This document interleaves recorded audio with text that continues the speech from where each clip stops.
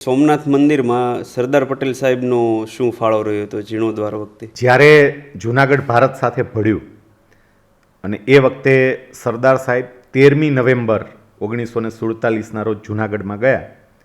પછી જૂનાગઢ સભા આખી થઈ અને પછી ત્યાંથી સરદાર સાહેબ ત્યાં સોમનાથ ગયા. એટલે સોમનાથ મહાદેવજીનું મંદિર, જેના પર વારે વારે આક્રમણો થયા અને એને કારણે મંદિરને આખું તોડી નાખવામાં આવ્યું.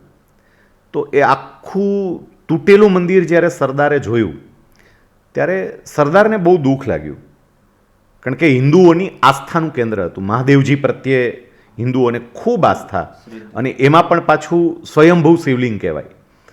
એટલે એની આવી દશા જ્યારે સરદારે જોઈને ત્યારે સરદારે એ જ વખતે સંકલ્પ કર્યો કે આ મંદિરનો જીર્ણોદ્ધાર કરવો છે, કારણ કે આ મંદિરનો જીર્ણોદ્ધાર નથી, કરોડો લોકોની આસ્થાનો જીર્ણોદ્ધાર છે.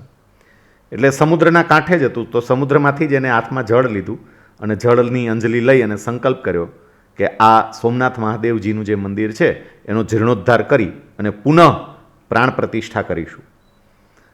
એ વખતે એમણે બહુ સરસ નિર્ણય કર્યો હતો કે આ કામ સરકાર નહીં કરે, કારણ કે સરકાર બિન સાંપ્રદાયિક કહેવાય.